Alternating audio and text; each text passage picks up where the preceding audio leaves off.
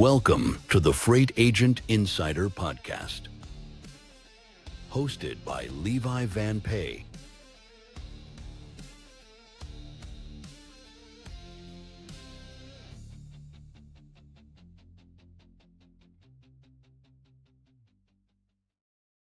All right. Welcome back, everybody. Let's get this cracking.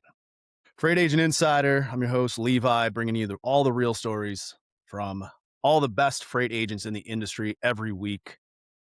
I'm still coming down from the last episode with Serena, too many cutwaters.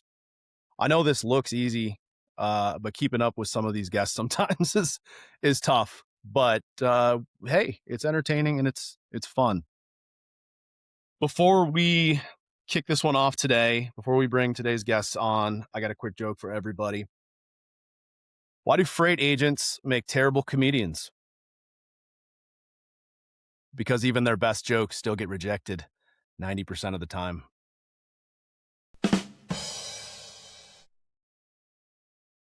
Yeah, I know you laughed at that. I know you all laughed at that.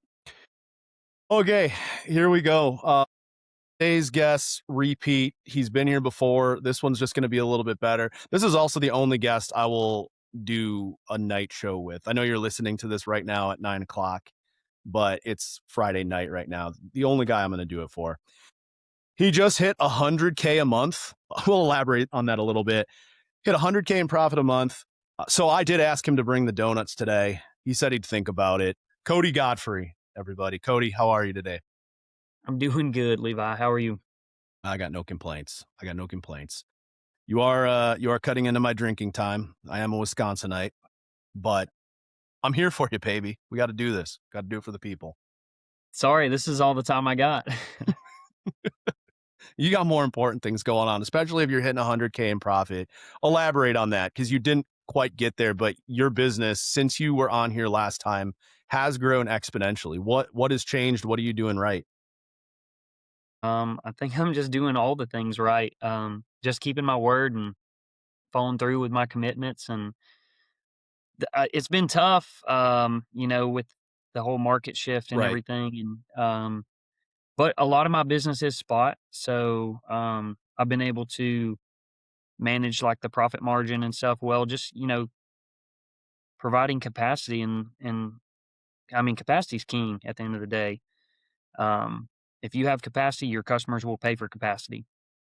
The prices fluctuate. We've seen it in all the sorts of markets. So just been staying consistent with what I've been doing, and it's continuing to work. I've known you for a good chunk of time now. We don't go back to our childhoods or anything, but I've known you for a while. And it's been cool to watch you go from, like, I knew you before you were even an agent, and watching you become an agent and getting to this point now. Like, we were just talking about this before we started the show. You are now in the top 1 percentile of Americans for the money you're making, which is incredible. And by the way, when you hit 200K a month, I'm quitting my job. I'm going to be your full-time caddy, just so you know. I don't think I'll be doing much golf if I get to 200K a month. No, you're not, man. The time is going to run pretty slim. Do you have an idea of, as we're talking about scaling. So do you have an idea for how this thing is going to go, the trajectory you're on, and as you grow, systems that you're going to have to put in place to allow yourself the time to, there's only one of you. So what are you going to do? Well, there's not one of me anymore. I've hired some folks, brought some folks on who I trust, who I've worked with before, and um, just continuing to build out my systems with them to help me with bandwidth, because you're only one man when you're That's cradle right. to grave, and you can really only do so much because it's logistics. Things always go wrong. So you're always having to fix things, even no matter how good your systems are. You're always having to problem solve, and when you're running as much same day and next day freight as I am, your bandwidth gets chewed up pretty quickly. So I've been very fortunate to have some guys come on that I trust to help me gain um, some of that bandwidth back. Good. And kind of to piggyback off of that, what have you done in the last 12 to 18 months that's allowed you to grow to 100K, which you're now what I would consider a big dog in the industry. I talk to a lot of agents, so I kind of know where that threshold is, and you're there. Is it the name? Is it Godfrey? Because you are one of the top three. It's Godfrey, Cowtown, and I would even throw shout out Richard McBride. He sent me this. Cowboys Logistics is another cool name.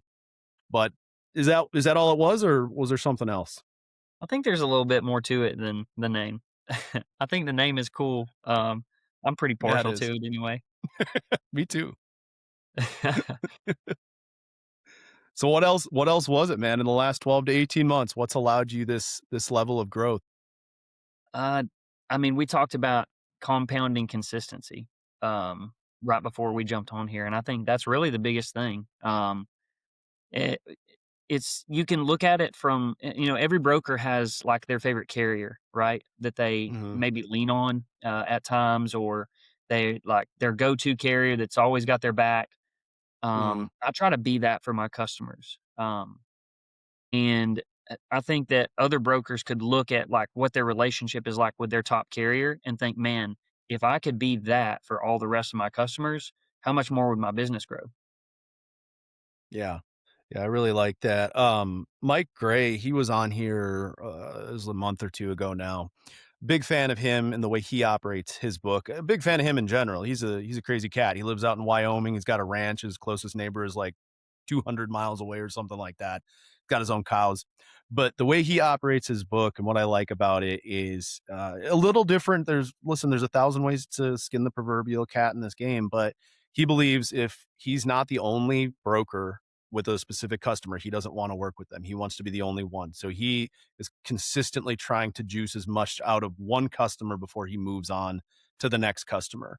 Do you kind of operate the same way, Cody, or are you doing with your team that you now have, are you doing a lot of like outbound to source new customers constantly?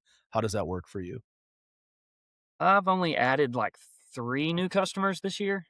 Um, so it hasn't been like a ton of like customer additions. It's just I think that there in the freight industry for brokers and agents, there are hunters, there are farmers, and there are operators. And luckily I have some great farmers that are have taken to some of my accounts and have really started to grow them.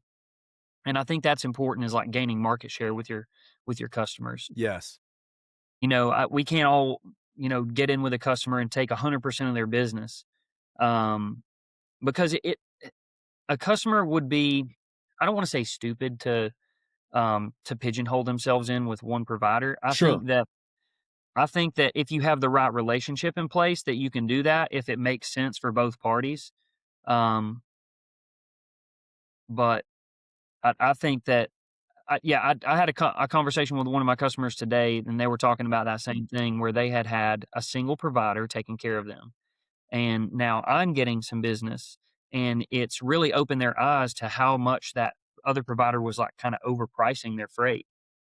And if you don't have a couple providers in there to keep each other honest with pricing, you can one party can feel like they're getting raked over the coals, and then that's not good for either long term. I'm convinced John Rogers is the one and only provider for all of his customers. I Love that. think he Love wants that you guy. I think he wants you to think that. I think he's that guy for a lot of his customers. I think But so too. I think so too. I know that some of his Shout out customers John. I know that some of his customers have other providers because he and I share a customer. Okay. Okay. Um, Cody, answer me this one, man. As you've kind of grown your book, are you partial to any one way of moving your freight? For example, like did you start out 100% truckload, slowly migrated to like, 5-10% LTL? Do you not touch LTL? How is that kind of evolving as you're growing? I do LTL for one customer. That's it. Okay. It's not really my niche. I use a third party portal, so my pricing's not really that competitive. I got no it's just more of a headache for me and always has been. John preaches about LTL, but I I haven't found an opportunity worth, putting time into it. So I just been truckload and um, my niche is hazmat. I move a lot of hazmat, Really? tank horse freight, chemicals. That's probably 85% of my business. How'd you get into that? Because I didn't know that. The only other guest we've had on the show who was a big hazmat tanker mover, she also did some tanker, or rather, hazmat intermodal, was Lucina Rakelian, Eric Killian. Sorry, that last name trips me up a little bit. And she was so smart. And it made me realize, like, this is not something that everybody can do. Like, there's a lot of regulation, there's a lot of rules surrounding hazmat. How'd you get into it, and how have you grown it? And clearly the margins are phenomenal. I mean, the margins are good, but I made a post on LinkedIn talking about how to price freight appropriately. Right. And, there's a lot of risk to moving hazmat. You got to have the Sure. proper carriers with the proper insurances, with the proper endorsements. There's a lot of there's a lot of prerequisites, like when you go to pick up a load, like so many things that you have to check off your list. And having the proper partners in place to have enough capacity to serve my customers has been like the difference maker for me. Um, where other brokers can't get trucks in fast enough to fulfill orders, we work on a very spot basis with a lot of my customers in that space because they sell to farms and um, co-ops and things that purchase things at will instead of on contract. It's not like there's not a lot of forecasted volumes in place. So that's I've been able to jump in front of a lot of that and put a lot of consistent carriers around their areas and um, sell the opportunity to my carrier base, and they've bought in, and now they come to me asking for stuff all the time. Incredible. It's got to be much easier for you. Maybe easy is the wrong word, but maybe just a little bit more consistent with your growth with outreach to new customers on the hazmat front, knowing that there's not nearly as many brokers out there that even want to touch it based on everything you just said. Is that kind of the game plan moving forward to scale this thing? Stay within Here's that realm? here's the work that I've done that probably has separated me from other brokers in the space is that when I go and have conversations with a customer and they tell me all about their business, I take their opportunity as a whole and I go find carriers that fit their business and I sell the opportunity to the carriers. Not as if I have ownership of the freight, but as if, hey, if we partner together on this, we can have business long term with this customer. That's right. And I go out and I make cold calls to carriers, and nobody wants to do that. Like, nobody on the brokerage side wants to do that. I learned that because I started off in carrier sales. So, without your carrier partners in place, you don't have a business model as a broker. You cannot rely on load boards because you your pricing's never gonna be consistent, and you're never gonna get consistent business, and then you'll never grow consistently. You'll always be at the mercy of the market. That's right. I think one person, it's so funny because I just mentioned earlier Cutwaters with Serena last week on the show. And so we talked about this on the show, so she's okay with me saying this now, but I've had so many people over the last couple of months who have reached out to me asking about Serena because she is the show's most tenured guest. She's been on 4 times. They asked me what the real deal with her is. She's a beast. Like, she's growing in conjunction with you, Cody. And she has, I think, 2 or 3 customers. She has no plans of doing any other outreach. She has a really solid core group of carriers. She's growing her carrier base, so she has consistency. And she is just rooting down with these customers to the point where they don't talk to anybody else. She is the go-to. There's a million ways to do this, and she's one of the people that's made me realize this. Like, the way you grow, the way she grows, the way John grows, the way anybody grows, completely different. There's a lot of ways to do it. But what is I guess my question is, what is a key habit or system that you've built that keeps your profit consistent month over month, kind of the same way Serena's is, and growing? I don't know if there's like a certain system, because people are fickle creatures. Yeah, And they you're telling they me. love they love to be coddled. Yeah, And you have to cultivate those relationships with your customers. Um, and I think that's one thing Serena probably does that's really well. She took her people skills from bartending and applied them to an industry where if she makes people feel good, they're going to pay her more money yeah, at yeah, the end of the day. 100%. So I think that's probably got a lot to it. Being consistent with your operational skills is important, but having a personality to back up the business is very important as well. That's right. Yeah, it absolutely is.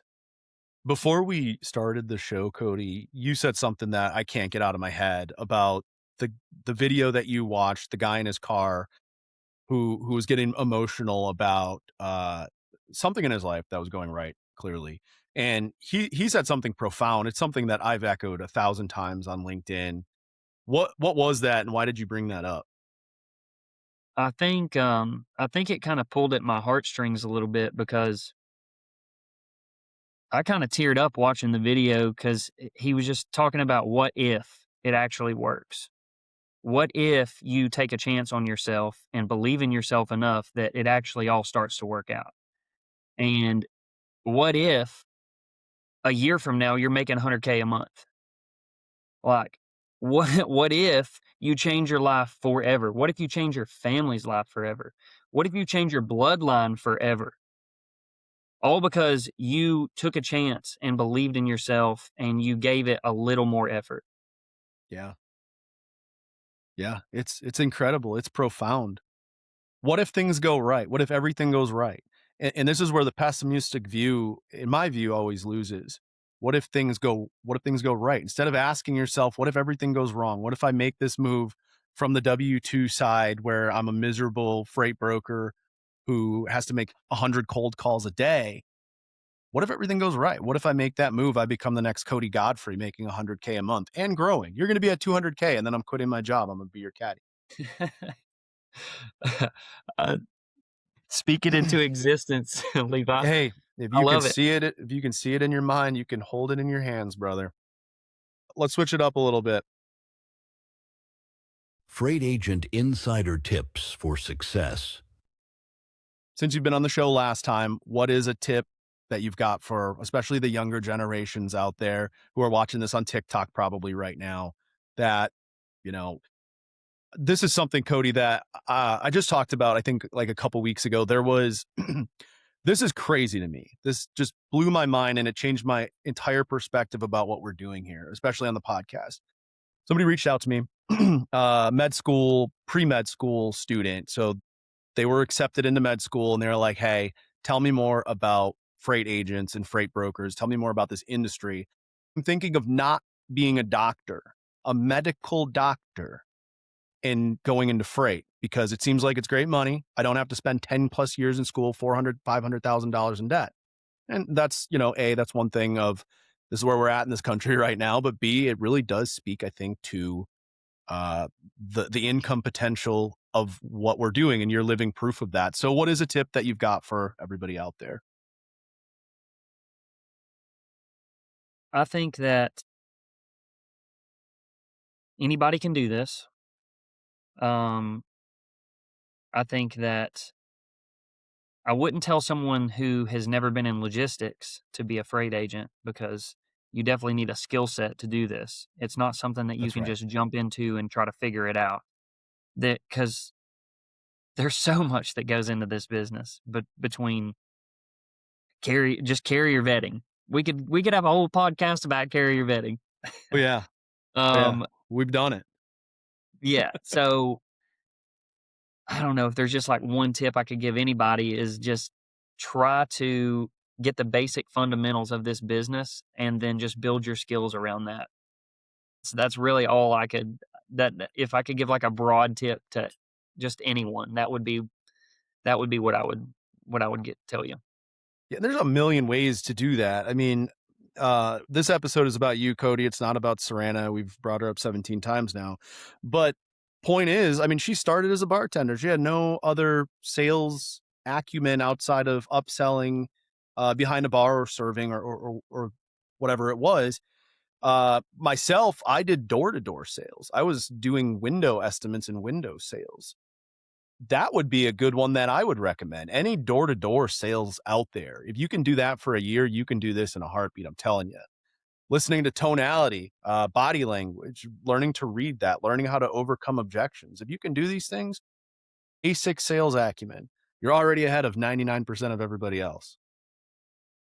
I think the sales piece is a anybody can get a shot, but the operational piece, the execution piece, is really the bow that ties on the present. You know, your sales acumen gets you in the door, your operations acumen keeps you there. Cody, tell me this. Is that the world you came from, or was the world you came from sales? Because I've heard that a lot. Good salesmen only get you so far because shippers only care about one thing. It's not you being friendly with them and winning the business. It's, can you execute? Can you move my load from A to B to C? Yeah, sales gets you opportunity. Operations keeps your business. And I came from, like I said, I came from carrier sales, so I was on the execution piece of the business first. I learned the fundamentals of that first, and after my carrier sales experience, I went and did customer facing sales. So I learned that side of the business, and I learned how to actually acquire business from shippers. But then I already knew how to cover the loads, so that led me into cradle to grave, and I just put all the skills together and became a freight agent that way. I love it. Yeah. Yeah. And if you're out there listening to this and you want to do this, be a Cody Godfrey, be a Serena, be a John Rogers, there's a million ways to get your foot in the door on the logistics side too. And the two main things to look out for, or the main one, would definitely be the non-solicit piece. If you're starting on the W-2 side, non-competes don't hold nearly as much water as they used to. Cody, what are your thoughts on that for like young W-2s? Would you recommend just like jumping right into brokering if you can while trying to avoid non-solicits? I mean, non-solicits are kinda hard to get around. Right. Almost everyone in the industry has them, um, and rightfully so. It's Right. really the only way that they can sort of protect some of their business as they're acquiring all of these employees, and the churn in brokerage is crazy. It is. I think it's like upwards of 90%. But that's just because everybody jumps, to different companies all the time. So many people get into logistics and they stay in, and they just jump around from company to company. I did it Yeah. for a while. Yeah. I was chasing the next pay raise, the next pay structure that was better, and building my skills along the way. But as far as like what I would tell somebody who wants to get into logistics or freight agency is go get a job at a W-2 brokerage.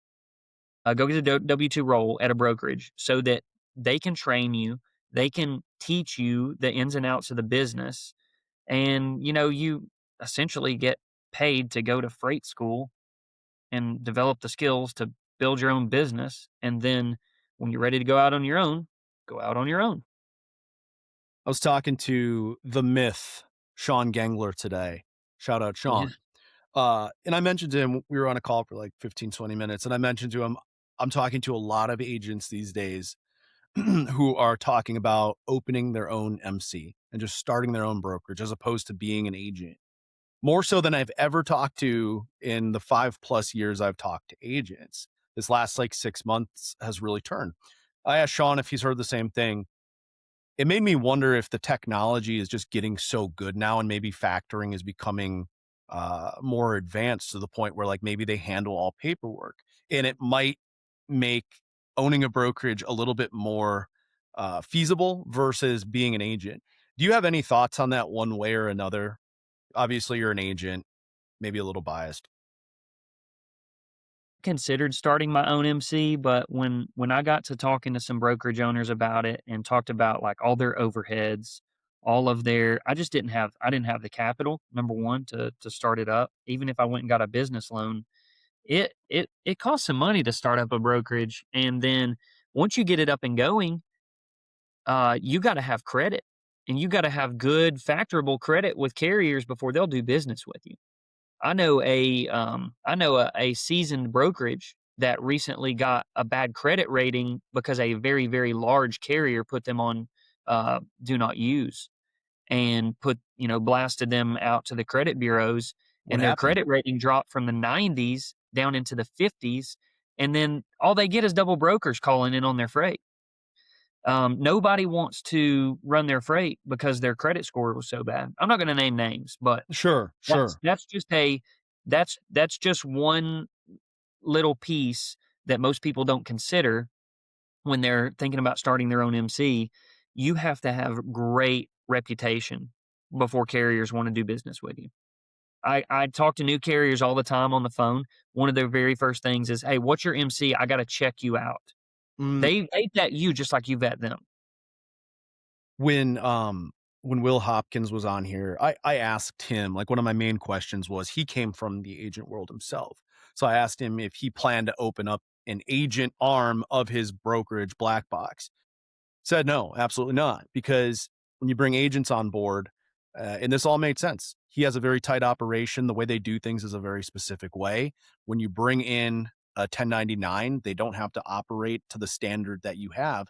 And I said that makes a lot of sense, because if you go look at any agent programs, Google reviews, if I can speak, it's always like 2.5 stars, because it's always carriers that are leaving these reviews on the agents, thinking that they're like the brokerage itself. It's Face completely of the different. brokerage, yeah.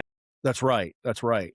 So I think you have a little bit more autonomy, uh, owning your book. No, you don't have equity. And this is something that we had talked about. You don't have equity, but you have autonomy over your book. If something does go catastrophically wrong at a brokerage, you can pivot. And I think there's some strength in that. Cody, on the topic of advice, that's what you're here for. You're teaching us things. Would you give, how many agents out there are, I mean, you were in this world for a long time, 20 to 40K, right? 20 to 40K monthly profit. There's a lot of agents that are stuck in that ballpark, because 35, 40K, and you can correct me on this if I'm wrong, 35, 40K, that's when you start maybe redlining a little bit. If you don't have proper systems in place, all of a sudden now you're working from the start of the day till the end of the day, clicking buttons. Those people that are stuck there, what are your advice to scale to 100K where you're at now? I think they need to ask themselves why they're at that number, because that's totally going to depend on their business that they're cultivating. It's going to depend on their customer, what sort of cadence they have for communication, what sort of opportunity that they even have with the customer.